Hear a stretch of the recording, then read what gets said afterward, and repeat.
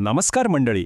आज आपण एका अशा गोष्टीवर बोलणार आहोत जी आपल्या सगळ्यांनाच माहीत आहे किंवा आपल्याला वाटतं की आपल्याला माहीत आहे, पण खरी गोष्ट कदाचित आपण अर्धीच ऐकली असेल.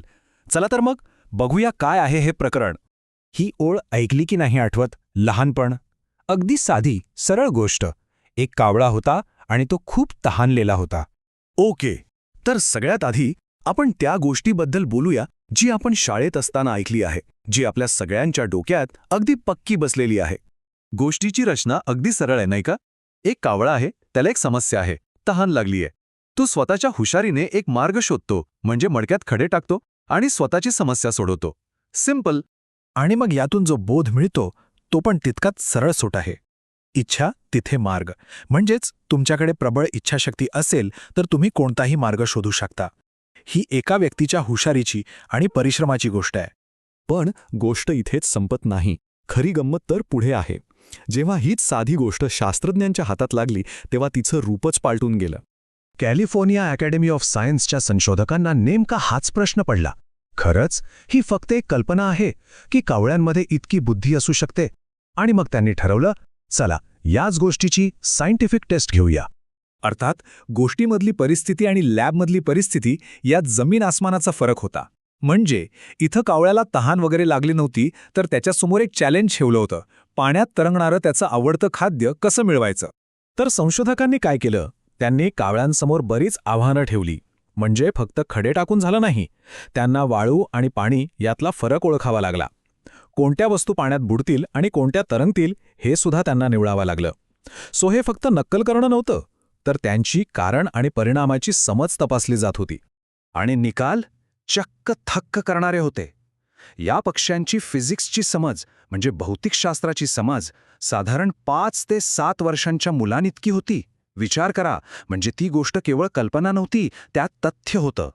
म्हणजे बघा, एक साधी लहान मुलांची गोष्ट प्राण्यांची बुद्धिमत्ता तपासण्यासाठी एक मोठी वैज्ञानिक चाचणी बनली. कमाल आहे ना? ओके, तर आत्तापर्यंत आपण गोष्टीचे 2 अँगल पाहिले. एक जी आपल्याला शाळेत शिकवली जाते आणि दुसरी जिला विज्ञानाने सिद्ध केलं. पण थांबा, अजून एक ट्विस्ट आहे. या कथेचा एक तिसरा आणि पूर्णपणे वेगळा अँगल पण आहे, जो आपल्यापैकी अनेकांना माहीतच नसेल. काय वाटतं, काय असेल तो? हे वाक्य एका मराठी पुनर्कथनातलं आहे. आणि इथे कावळ्याचा हेतू पाणी पिणं नाहीये, तर काहीतरी भलतंच आहे. या दुसऱ्या आवृत्तीमध्ये प्रॉब्लेम वैयक्तिक नाही तर सामाजिक आहे. म्हणजे एकटा कावळा नाही तर अख्खा पक्षी समुदाय तहानलेला आहे. पाणी तर आहे, पण त्यावर काही लोकांचा ताबा आहे. कावळा मदतीसाठी राजाकडे जातो, पण त्याची कोणी दखल घेत नाही. त्याला हाकलून दिलं जातं. आणि म्हणूनच कावळ्याचं मडक्यात दगड टाकणं हे पाणी पिण्यासाठी नाहीये, ते एक आंदोलन आहे, एक निषेध आहे. झोपी गेलेल्या व्यवस्थेचं लक्ष वेधून घेण्याचा एक प्रयत्न आहे. आता जरा या दोन्ही कथांमधला फरक बघा, किती मोठा आहे. एका कथेतला कावळा हा हुशार, स्वतःचा प्रश्न सोडवणारा हिरो आहे, जो निसर्गावर मात करतो. तर दुसऱ्या कथेतला कावळा हा एक कार्यकर्ता आहे, जो समाजाविरुद्ध, अन्यायाविरुद्ध लढतो. कृती एकच, पण अर्थ किती वेगळे.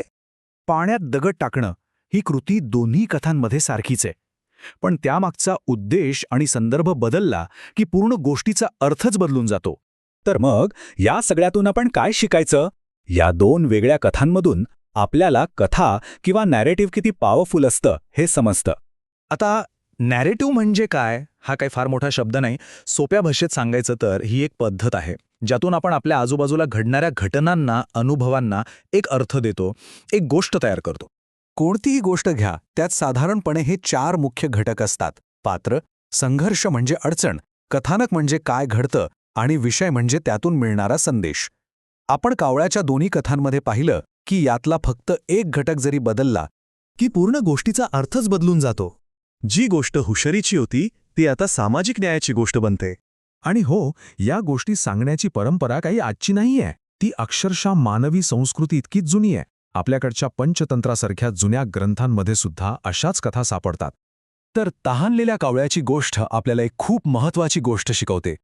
एकच कथा वेगवेगळ्या लोकांसाठी वेगवेगळ्या काळात पूर्णपणे वेगळा अर्थ घेऊ शकते. ती एका व्यक्तीच्या हुशारीची गोष्ट असू शकते, विज्ञानासाठी एक प्रयोग ठरू शकते किंवा सामाजिक बदलासाठी एक प्रेरणासुद्धा बनू शकते.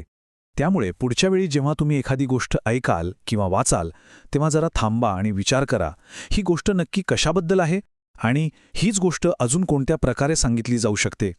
कारण हे लक्षात ठेवायला हवं की आपण ज्या कथा सांगतो त्याच कथा आपलं जग घडवत असतात.